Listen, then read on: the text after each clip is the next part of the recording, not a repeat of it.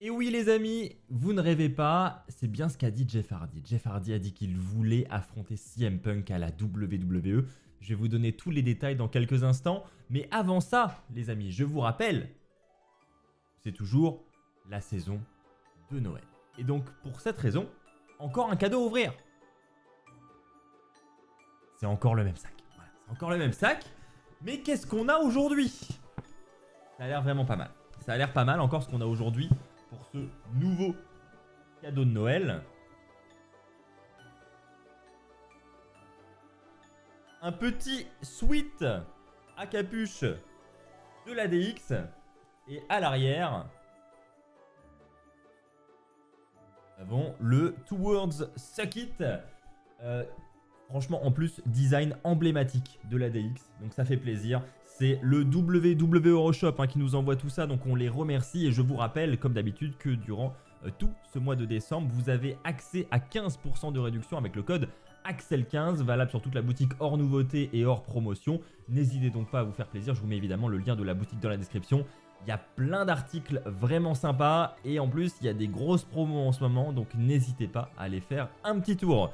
Ceci étant dit, les amis, c'est parti. On commence avec la première news. Nous allons parler déjà pour commencer de la WWE qui propose un show inédit de la ECW sur sa chaîne YouTube. Et ça, c'est arrivé de nulle part. Et donc je voulais vous en parler parce que je trouve ça vraiment pas mal. Et je pense que c'est à voir pour les nombreux fans de la ECW.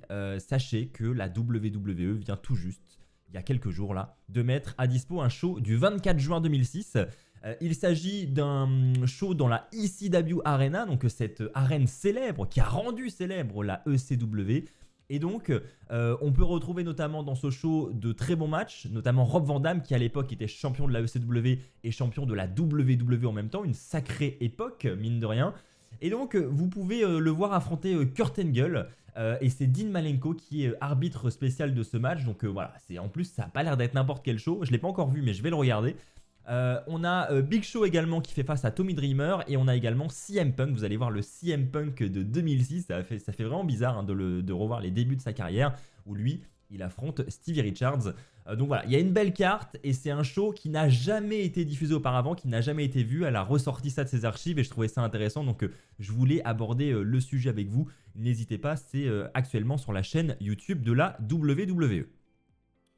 On continue avec un moment riche en émotions après SmackDown. Effectivement, après le dernier SmackDown, donc le SmackDown du 27 décembre, la WWE a organisé un Dark Match. Donc pour ceux qui ne connaissent pas, les Dark Match, ce sont les matchs organisés après que le show ne soit pas en direct. C'est un match qui est réservé aux gens qui sont présents dans la salle. Et donc ce match, vous voyez Jey Uso affronter Chad Gable.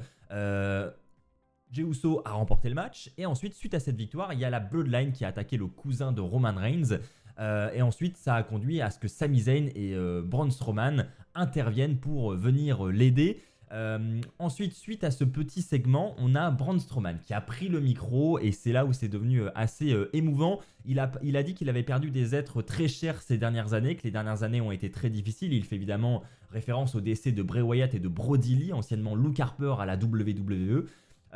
Et donc, il nous dit au passage que les enfants de Bray Wyatt et de Brody Lee sont présents ce soir dans le public et donc il les invite à monter sur le ring. Et donc on a les enfants, enfin le fils de Bray Wyatt et les enfants de Brody Lee qui montent sur le ring.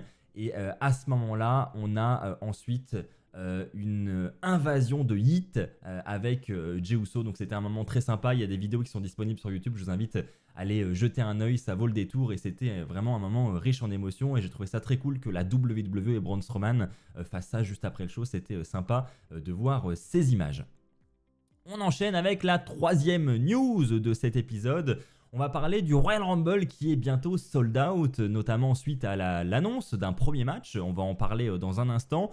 Il faut savoir que pour la première fois, le Royal Rumble aura lieu dans un stade de football américain. Donc qui dit stade de football américain dit forcément très grand stade. C'est un stade avec des dizaines de milliers de places. Alors on a déjà eu des gros stades pour les Royal Rumble, mais c'était souvent des stades de baseball. Là on est vraiment dans un stade de football américain, donc c'est très grand. Donc gros pari de la part de la WWE. Il faut savoir qu'à l'heure actuelle, ils ont vendu un tout petit peu plus de 48 000 places. ce qui veut donc dire que le show est pas loin d'être sold out puisqu'il y avait un tout petit peu plus de 50 000 places disponibles. Je crois qu'il reste environ 5 000 places disponibles, hein. C'est WrestleTix sur Twitter qui nous donne ces informations.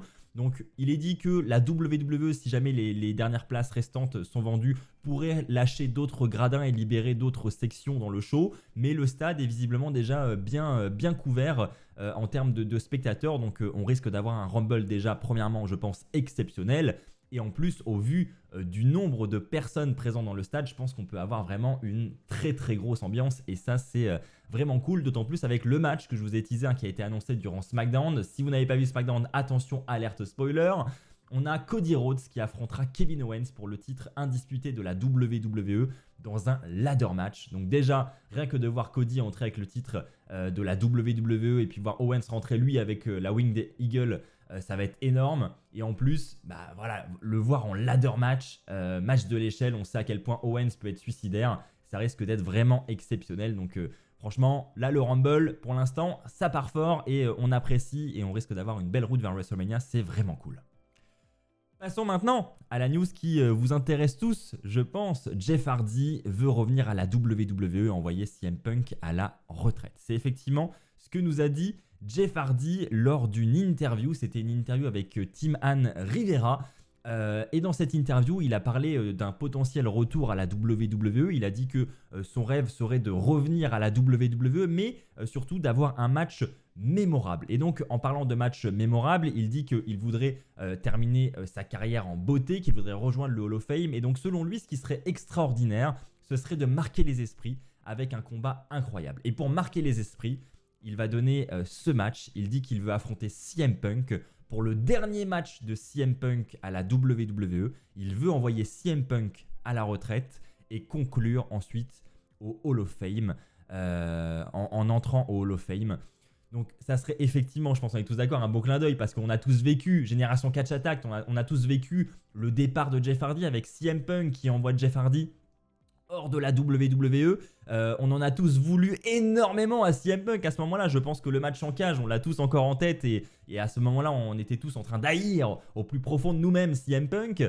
Donc évidemment que ça serait un énorme clin d'œil. Évidemment, je pense, mais vous allez me dire dans les commentaires ce que vous en pensez. Je pense que vous allez être d'accord. Êtes-vous pour ou contre un retour de Jeff Hardy à la WWE pour nous proposer à nouveau un match ou une rivalité entre CM Punk et Jeff Hardy? C'est énorme. Et je me rappelle déjà que lorsque CM Punk avait rejoint le WWE et qu'il y avait Jeff Hardy dans les parages à ce moment-là, on avait tous déjà pensé au remake de cette rivalité dans cette autre fédération. Donc voilà, on a tous une partie de nous qui a envie de cette nostalgie. Donc à voir ce que ça va donner, parce qu'on rappelle que les Hardy Boys ont signé un contrat avec la TNA il y a quelques mois de ça maintenant, un contrat d'1 an. Donc à voir si ça pourrait arriver dans un avenir plus ou moins proche. Bah écoutez les amis, c'est ainsi que va s'achever cette vidéo. N'hésitez pas à me donner votre avis sur cet affrontement entre Jeff Hardy et CM Punk à la WWE. Est-ce que ça vous branche ou pas? On se retrouve sans aucun doute je pense maintenant l'année prochaine. L'occasion pour moi de vous présenter mes meilleurs vœux pour 2025. Profitez bien de ce réveillon du nouvel an. Et puis j'ai envie de vous dire à l'année prochaine. Prenez soin de vous, prenez soin de vos proches. Et surtout, plus que jamais les amis, soyez toujours très fier d'être fan de catch. Allez, bye tout le monde.